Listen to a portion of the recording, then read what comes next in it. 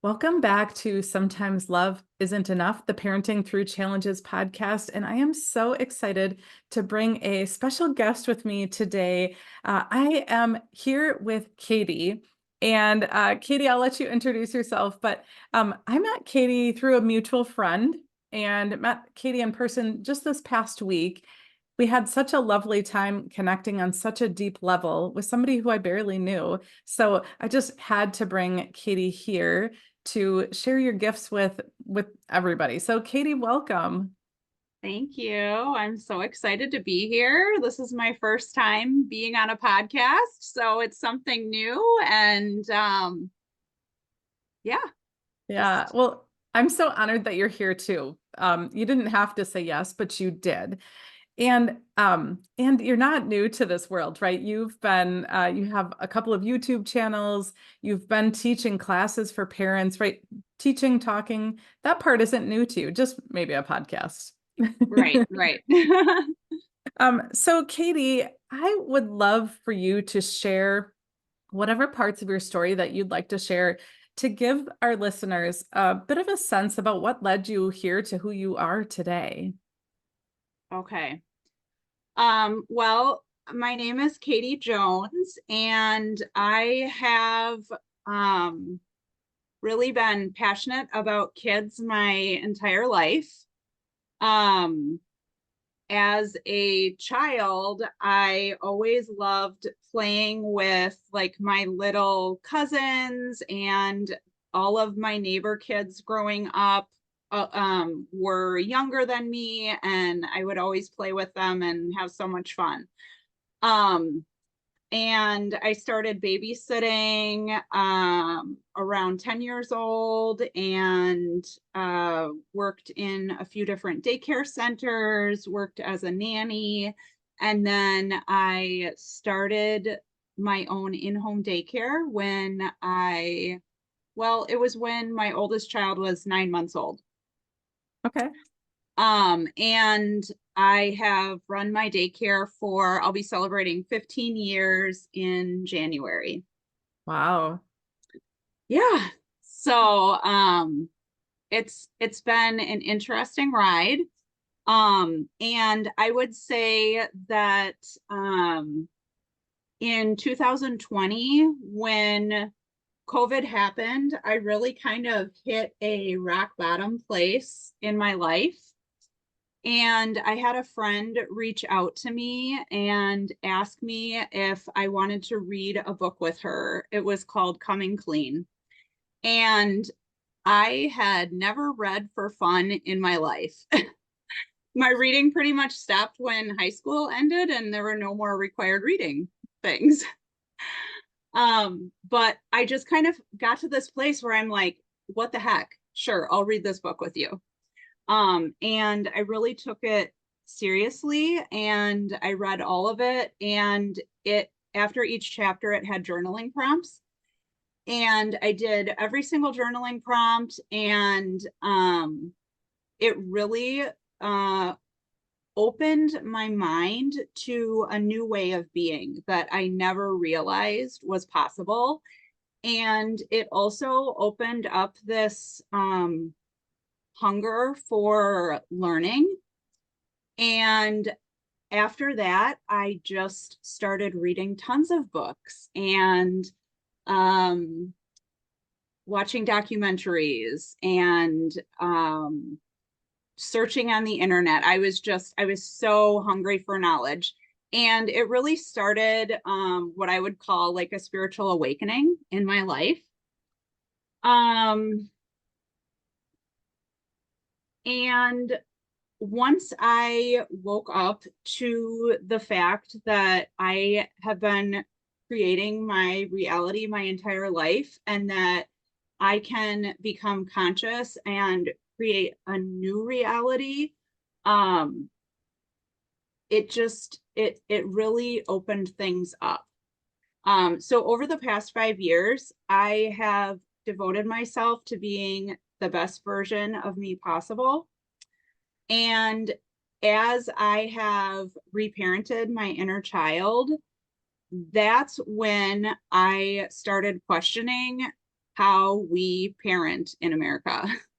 Mm, And like, as I'm being this like sensitive, loving, understanding person to myself, I'm like, wait, but what am I doing and saying to these little kids? Like, um, and so that just opened up like, oh, what, how can I be different? I don't know how to be different with children.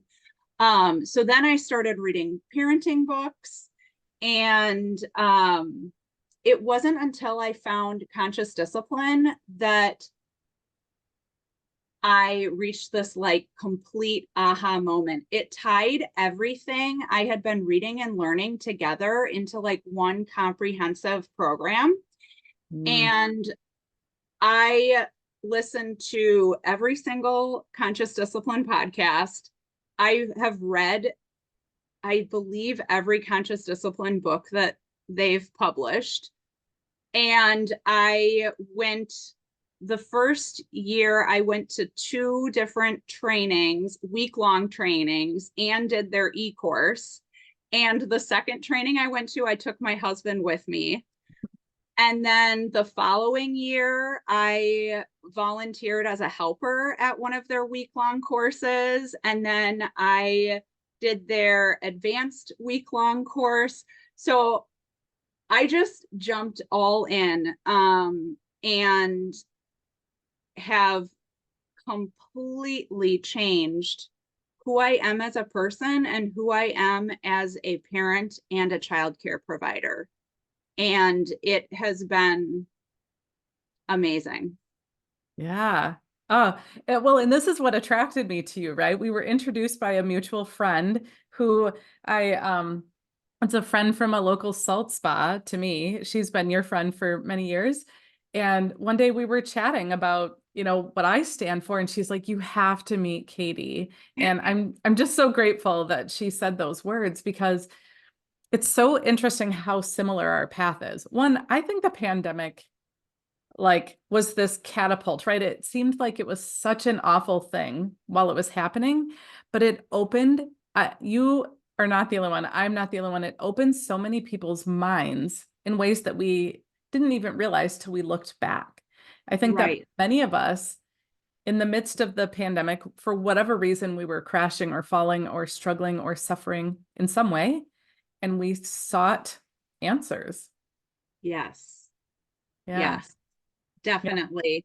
I am grateful every day for COVID. And Um, honestly, during the time when like COVID was a really big deal and quarantining and all of that, um, when we first had COVID in my house and my son got COVID, like the first thing I said in my head was thank you God, because I've really shifted and turned to gratitude and appreciation for everything in my life, and not judging or labeling or pushing away things that we may think are like bad or not that great. And that that week that he got COVID and then my whole family got COVID and I had to shut down my daycare because everyone had COVID, that was the week that I was able to watch the entire conscious discipline e-course. And that would not have been possible if we did not get COVID. I mean, like, when you can like be grateful for everything, then you can see those glimmers of like, oh, now it actually opened this opportunity. Yeah. Yeah.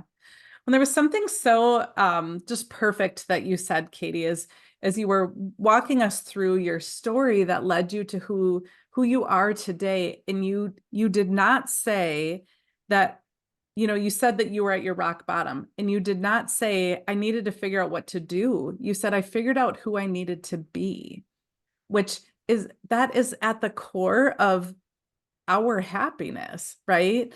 As parents, as as partners, as employees or bosses or whatever our role is, there is nothing that we can do or get that's going to lead to our happiness. It's about who we're being.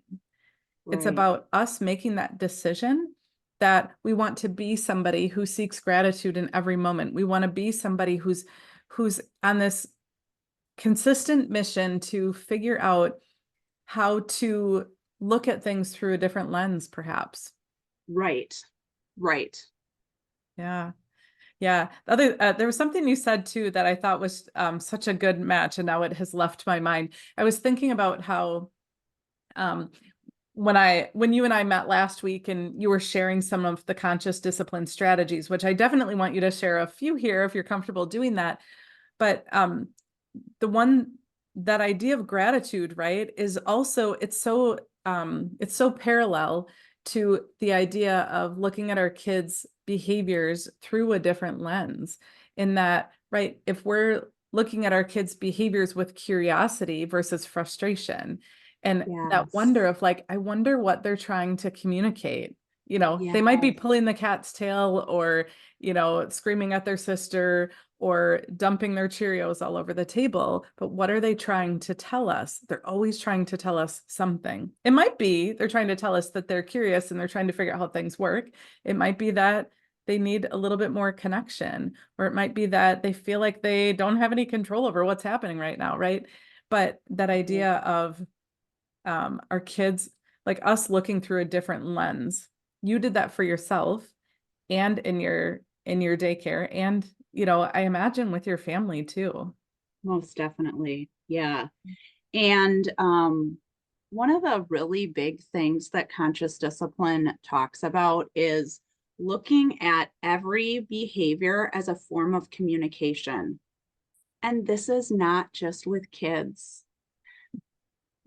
All of us do this. Yeah. And when we see, a person with road rage or like whatever it is, like they're communicating. Um and it's it just gives this like softer feel to me inside of my body when I can look at it, and instead of saying like, oh my god, they're being so bad, they're so terrible, these terrible kids, but like, no, like they are communicating and they just don't have the skills yet, and I can teach them the skills, I can give them the tools for them to then make a different choice and communicate in a different way. But right now, they don't know a better way. Yeah, yeah. And to your point, right, the same is true for other adults. I think recently I recorded a podcast about co-parenting. Whether you're talking about you and your partner or you and your ex-partner, or maybe you and your new partner who isn't your child's biological parent, right? We're always co-parenting. I think like in my home, we have a multi-generational home, and my boyfriend and I are helping to co-parent my daughter and her husband's kids. We're all co-parenting. And those dynamics that happen, right? It's easy when we're working with other adults to think that, well, they're just being a jerk, or they're just being insensitive, or they're just being fill in the blank, right? But they're trying to communicate something too. They have needs. We all have needs. It's easier when it's our kids, right? They seem slightly more innocent, or like they're less manipulative, but we all do it because we all have needs. Right. Yeah. I when you were first telling me about conscious discipline, you were sharing some beautiful examples. I'd love to hear. So you had just brought up the idea of, our kids are always communicating. So um what would be a suggestion if, for example, like I shared a few, right? So right before I came up here today, the toddler was pulling the cat's tail and then she screamed at her sister, right? These things happen. What would How would you suggest approaching behaviors like that we're trying to take care of some tasks as adults and the kids are playing, and then all of a sudden in mischief doing things that can be frustrating to the adults? What would be some strategies? That's a great question. So let's start with the cat's tail. So I actually have two cats, And one of my cats is more friendly than the other. And so Tiger, my friendly cat, will come around the daycare kids. And sometimes they do want to pull his tail. And what I am going to do through the conscious discipline lens is I am going to tell the child what to do. Okay. I'm not going to say, don't pull the tail, stop pulling the tail. I'm going to say, oh, you wanted to pet Tiger. When you want to pet Tiger, put your hand like this and pet from the top of his head down his back. And I'm going to model what I want the child to do. And then I'm going to say, okay, it's your turn now. And then I'm going to mirror what they're doing. Oh, Bobby, you put your hand on Tiger's head and then you moved it down his back and you felt his soft fur. So when we focus on what we want versus what we don't want, what we focus on, we get more of. Okay. So you focus on the negative, you're just going to get more negative. You say, don't pull the tail. The kid hears pull the tail. Like that is what they are hearing. Okay. So we are going to just shift out of that and we are going to say what we want them to do. What was your other thing that you said besides Well, cat tail? I'll think of it in a second, but I have to because I can hear the listener saying, "Yeah, that's great, Katie, except what if I model the right way to do it and the toddler says no and they smack the cat or they do something, right? Like what do you do if Oh, it doesn't work the way that we want it to?" right. Well, then sometimes we can kind of like take their hand in ours and we can do it together and we can be like, oh, you're doing it. Look. Oh my gosh, you are petting the cat so gently. And then the other thing that it maybe it's just not working. They are just gung ho on that tail. And then you can just say, oh man, you know what? Tiger doesn't like his tail getting pulled. And so we're going to have to choose something else now because that's hurting Tiger and Tiger doesn't want to be hurt. And we just have to redirect. And maybe that actually means moving their body physically or moving the cat physically. And that's okay. Yeah, yeah. That's great because this is exactly how it played out right before the podcast. The toddler on the tail and trying to like model like this is how we do it and the no. And so, I tried one more time and then I said, let's go see what daddy's doing. And then on Yeah. the way I said, remember, Kitty doesn't like getting her tail hurt. That was owie. Let's go find Mhm. dad. And so, but Yeah, sometimes the toddlers still have their own mind. Wait, all the for time. sure. For sure. For sure. Um, Now what was the other example? Oh, like sibling related things, right? That was the other Okay. thing I think we had chatted about the other day is, what happens when it's another child, right? So that idea of like, she's not going to pull her sister's tail, but maybe scream at her or swat at her or push her. So, what if it's two kids together and Yeah. things aren't going as maybe we would hope. Right. Um, so when it's two kids together, if they are maybe yelling at another child, what the phrase that I use a voice that matches mine. And I am talking calmly. I'm like, oh, um, you're trying to get their attention. Use a voice that matches mine, and we could talk instead of yelling. We're going to yell when we're outside, and when we're inside, we're going to use a voice that matches mine. Um, and again, like sometimes these kind of things don't work. Um, but the best advice that I can give is just always remaining your composure. your composure is so important because a child can never be in a higher brain state than the adult that's interacting with them. Mm-hmm. So if you are down in your lower brain states, in your emotional state or your survival state, you are not going to be able to respond from your prefrontal cortex and really give a thoughtful, helpful response when you're in that place. So really focusing on taking deep breaths and taking care of yourself in those moments are so important, because as soon as you escalate, they're going to escalate also. Yeah. Um, so when you have two kids that are fighting over a toy or hitting or doing something like that, um, for me, I am very, very present with the daycare children that I take care of each day. And so I am on the floor in the midst of everything that they're doing. And I'm very conscious of what is going on. So as soon as that hit happens, I am going straight to the victim. And I am saying to the victim, did you like it? That the first time I heard that, I am like, what? Like, why would you even ask that? No, they do not like getting hit.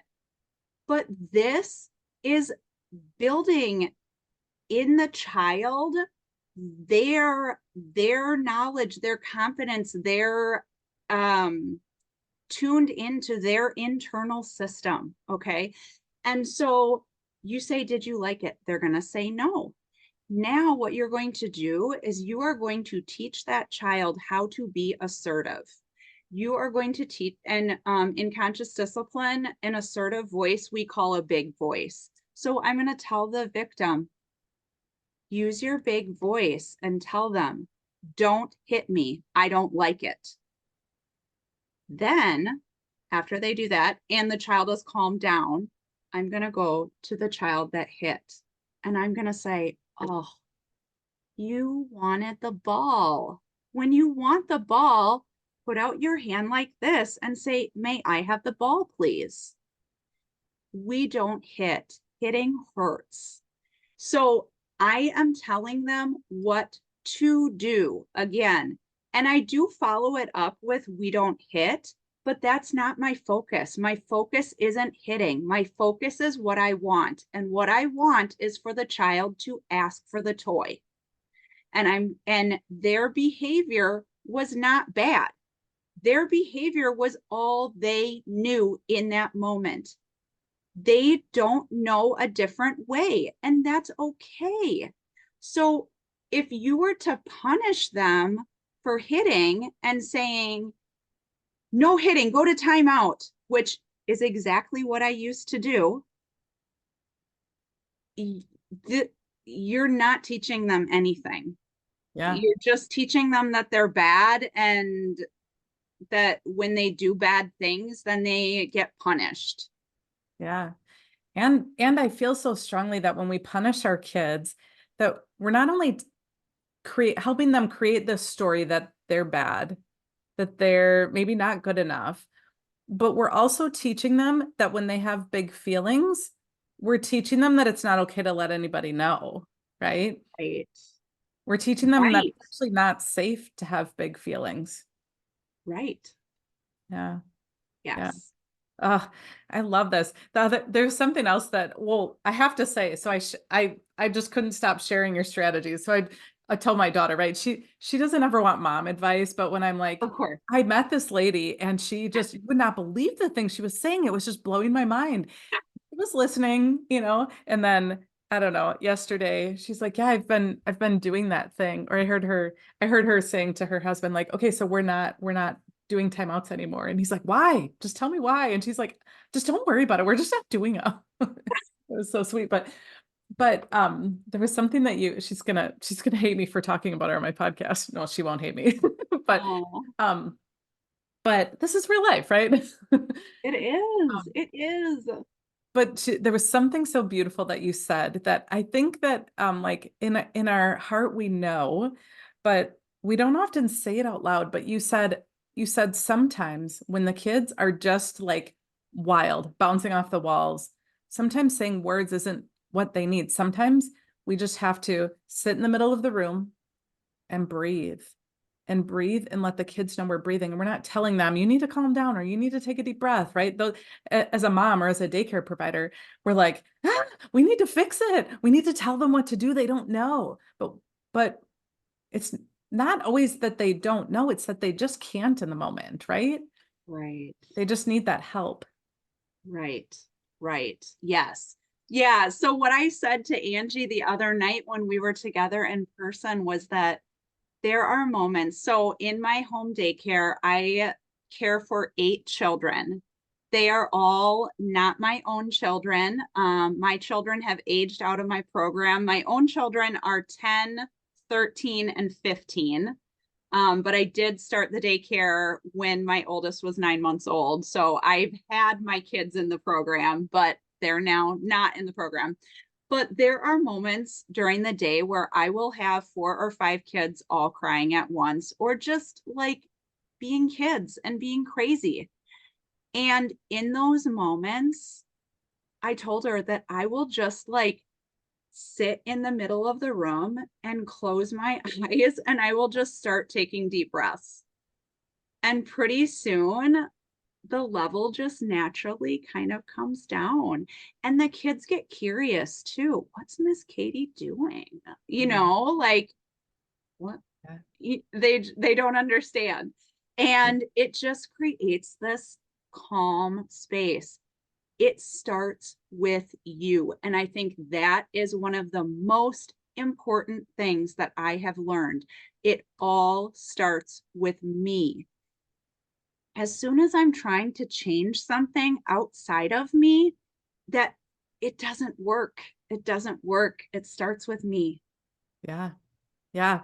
Oh, and that just hits the nail on the head with what this podcast is all about, because we think as parents, if the kids would just start behaving, I wouldn't keep losing my cool, right? If the kids would stop screaming, I wouldn't need to yell at them. If the kids would just listen to me, I wouldn't have to punish them. Well, why do we think that the kids need to make better decisions than we are making? It's ridiculous that we have the logic so backwards about how this all works. You are 100% right. I totally agree with you that it's us. We can't control other people. I mean, yeah, you can take the toddler's hand and help them pet the cat, but that's kind of the extent of it, right? We can't make other people change or do things, but our energy has a huge influence over other people's energy too, in the way that you Right, described, right? right. And another thing that conscious discipline teaches is that no one can make you angry. Mm-hmm. No one can make you feel an emotion. Yep. If you feel like your kids are making you angry, you are giving your power away. Because what's really happening is that your children are doing things that you don't like, and you are being triggered. Yeah. And when you are triggered, there's some things that are happening inside of you that are like bam, bam, bam. And until you slow down and become the observer in your life, you have no idea that these things are happening, because I had no idea Yep. until I was taught this. But what happens is you're triggered, and when you are triggered, conscious discipline teaches about the different states of the brain. There's 3 states of the brain, and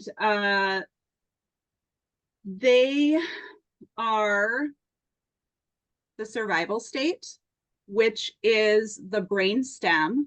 So conscious discipline uses a little bit different words than like the technical terms. So the brain stem is like the technical term, but conscious discipline calls that the survival state.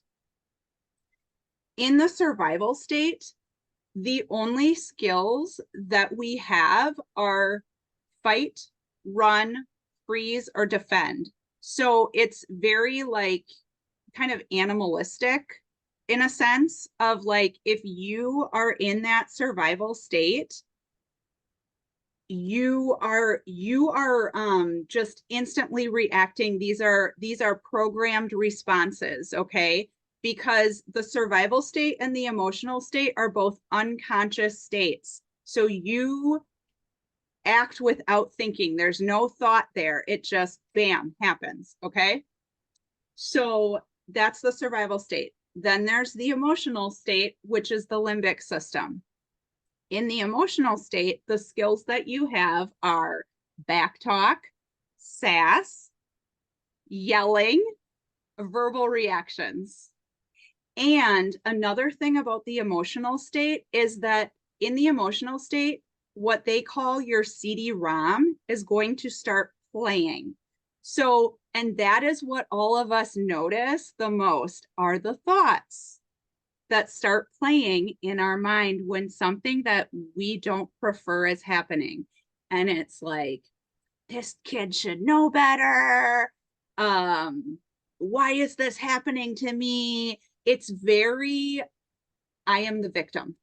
I am Mhm. the victim. Okay. And so that's the emotional state. Now there's also the executive state, which is the prefrontal lobe.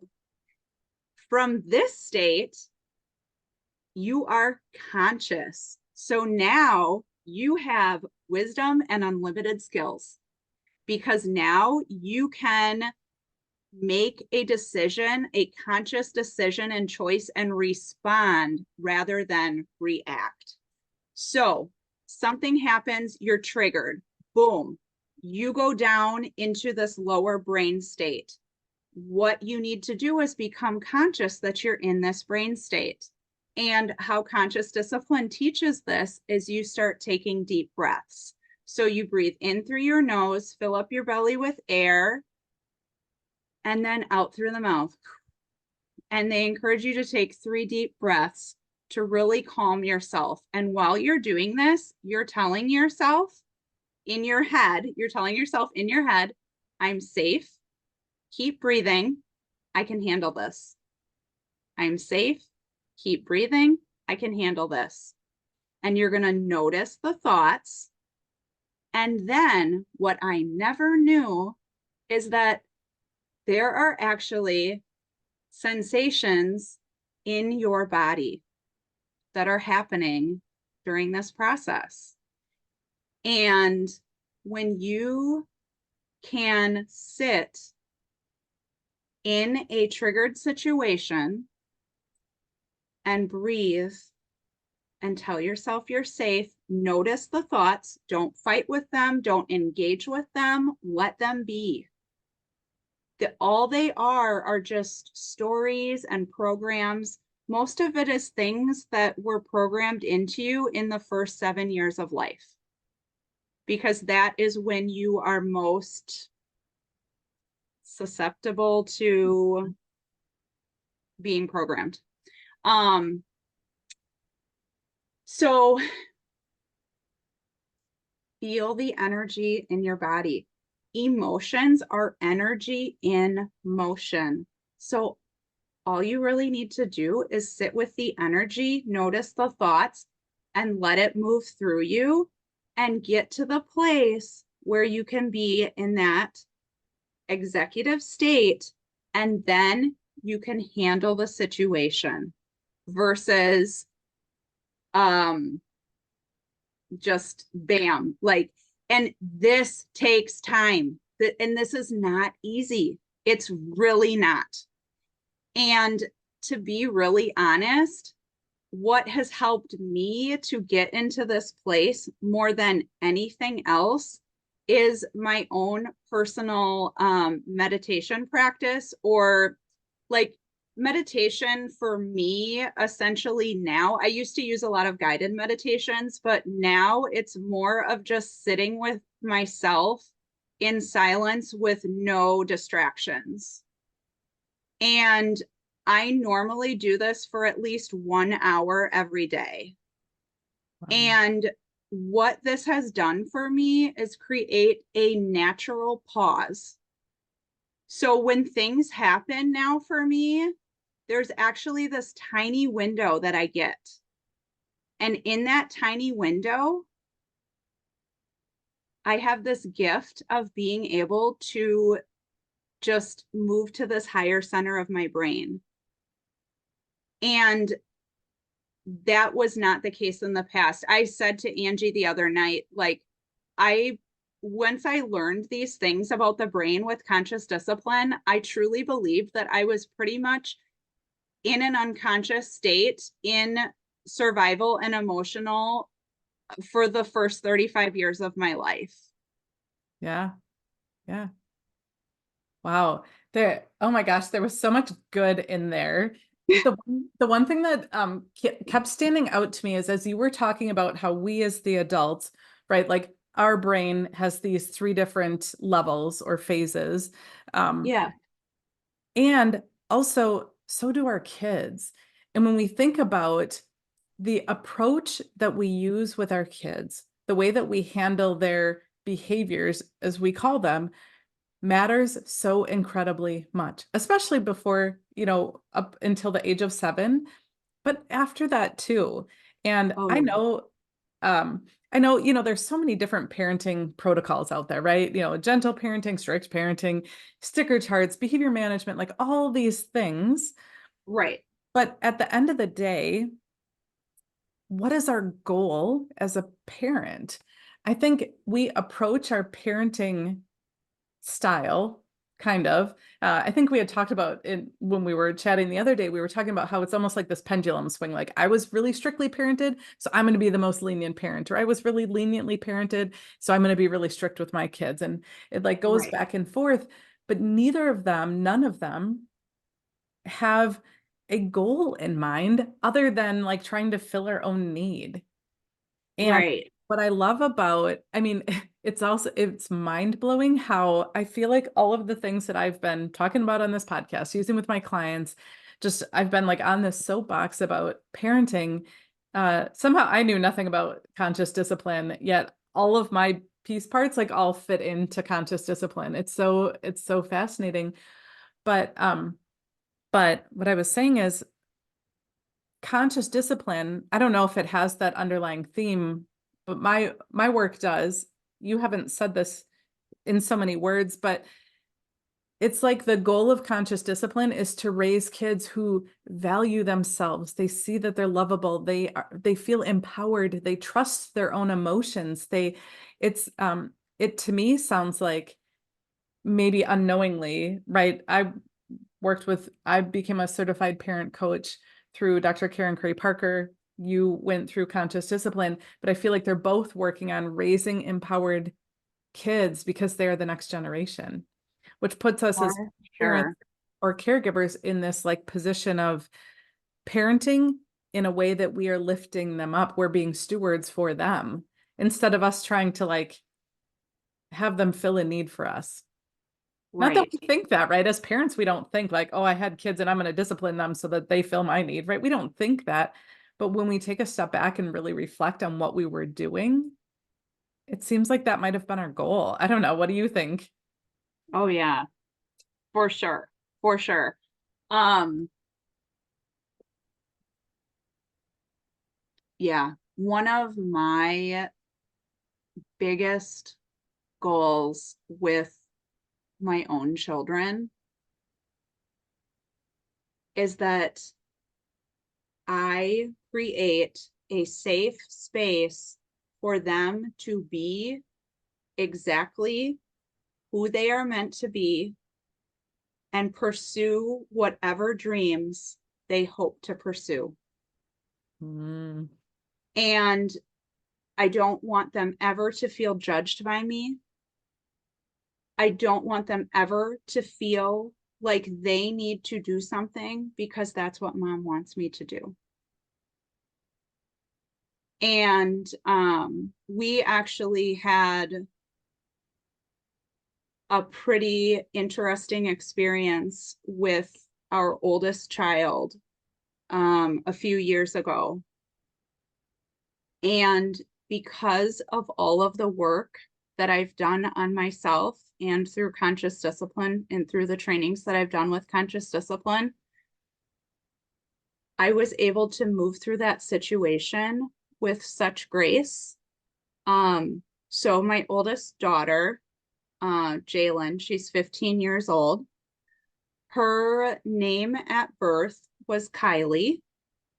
And when she was, I think it was 11 years old, she came to us and shared that she identified as non-binary and wanted to use they, them pronouns and wanted to change her name.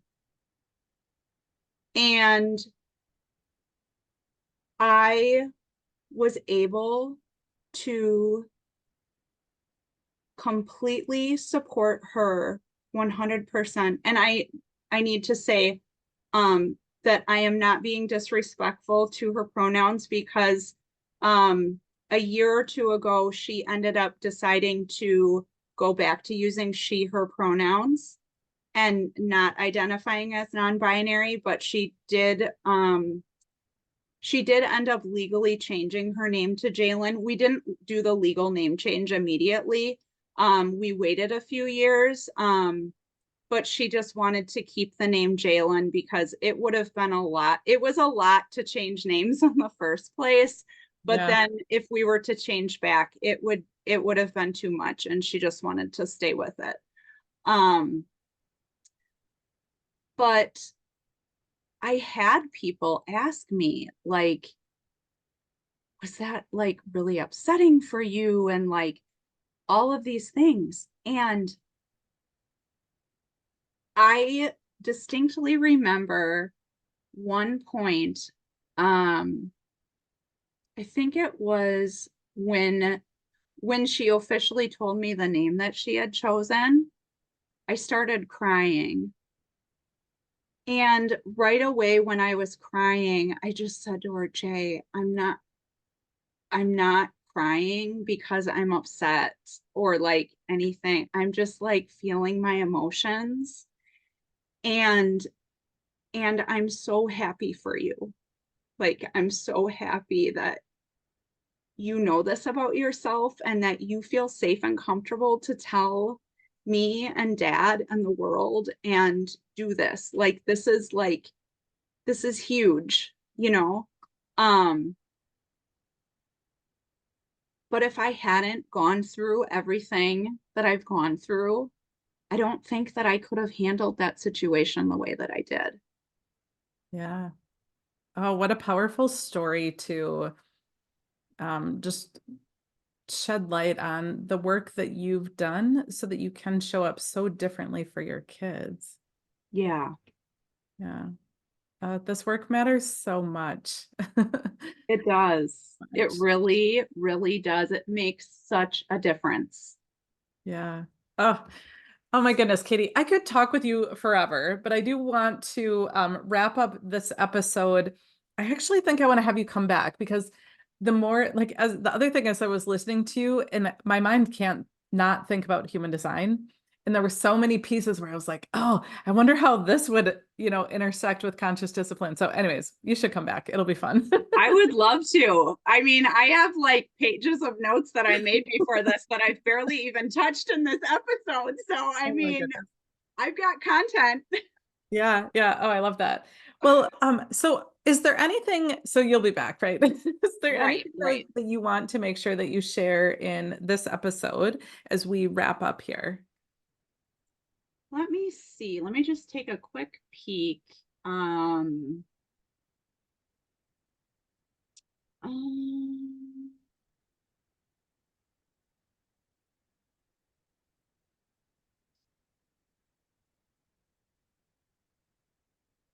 I do want to touch a little bit on emotions. Oh, sure. And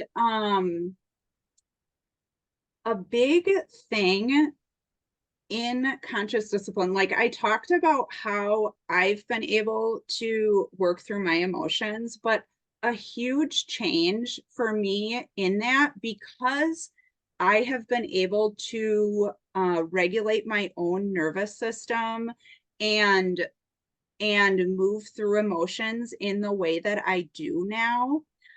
I am now able to hold space for other people's emotions, especially children, in a way that I never could before.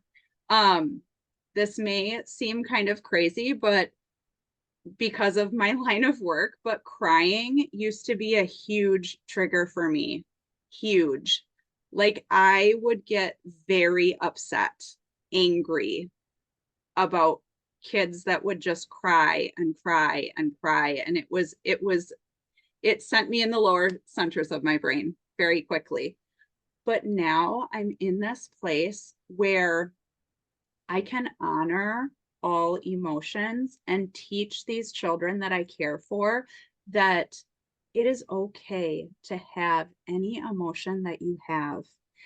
And I never tell a child to stop crying or judge their emotions in any way. I just let them have their emotions raw and real. But then another big thing with conscious discipline is empathy and having empathy for these emotions, because we may think like this is so petty. You are crying over this like stupid doll, but to them, this is so important to them. And through my own work of like reparenting myself and like seeing myself like little Katie in this different way, I can see these kids and what they're going through and really empathize with what it is that's happening in that moment. Um, Many people mistake being empathetic with trying to happy up others and rescue them. Empathy means understanding what another person feels and having insight into his or her thoughts and actions. When you empathize with your children, you realize that you care about their ideas and feelings. Your empathetic response to your child's emotions helps them feel validated and gain insight into themselves. And true empathy demands that you listen to your child's feelings and thoughts without needing them to change. When a child is upset, I look at the situation and give a "you wanted" statement. For example, a child's getting picked up from daycare and they wanted to play longer. And now they're throwing a fit. So I pick up the child and I hold them and I take some deep breaths for myself first. And I just hold space for the emotions. And then I say, "Oh man, you really wanted to stay and play longer. And dad came early. And that was so hard." And the look on the kids' faces when I do this is like you see me. Yeah. You see me. You saw why I was upset. You didn't brush it off. You didn't think it was stupid. You actually saw that this is really freaking hard for me right now. And when you can put your place and yourself in that little child's position and see it from their eyes and their view, it creates a connection with that child, and it gives them this power of like, it's okay to feel these feelings. I'm safe to do this. And I didn't say this earlier, but the two most important things that all humans need: safety and love. And this is a felt sense of safety. Not just like, of course they're safe at my house. I have the outlets are all covered and the dressers have the bolts to the wall, like they are safe. No. What is a felt sense of safety? It is that this child actually feels safe in their body in your presence. Yeah. That is way different than, oh, I put all the outlet plugs in. Yeah. Yeah. Oh, so much goodness here. And too, it's again, it's so interesting how many synchronicities there are with what you share. I love it so much. So, thank you for sharing all of that and for describing it too, because I think as parents, as caregivers, it's easy to say like, oh, you don't need to be sad. It's not a big deal, right? That I hear that word Right. so often. It's not a big deal, but to them it really genuinely is. Exactly. And it's not our place to say. If Yeah. it's a big deal to them, it's a big deal to them. And for us to like put something new into, no, that's not what we're there for. We Yeah. are there to just coach and teach and be along with them and help them feel safe and loved. And their emotions are their emotions. Yeah. 100%. Oh, what a perfect way to end. So, Katie, where can people find you? And you're working on something, so feel free to share about that as well. Yeah. So, my daycare business is Katie's Kids LLC, and it is located in Oregon, Wisconsin. And my website is katieskids.childcare.com. Um, and you can see a little bit more about my daycare and my conscious discipline background and things like that on my website.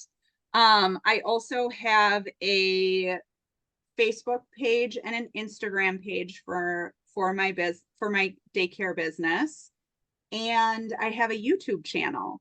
And I started my Katie's Kids YouTube channel a few years ago when I was teaching conscious discipline classes and have videos on there about using conscious discipline. But then in the past, I'd say year or a little more, I have been recording myself reading children's stories on my Katie's Kids YouTube channel. And I really just started it because I wanted to I was seeing how much fun my daycare kids were having at daycare in circle time and when I was reading to them, and I just wanted them to be able to have it at home too. And Beautiful. then like some of my videos started getting thousands of views and I'm like, oh, I guess other people might like these too. That's funny. So it's really cool. So yeah, if you have little ones and you want them to have some fun children's books, finger plays, flannel boards, songs, all of that is on my Katie's Kids YouTube channel. And then I more recently have started creating a new business, which is called BU Daily Tools for Transformation.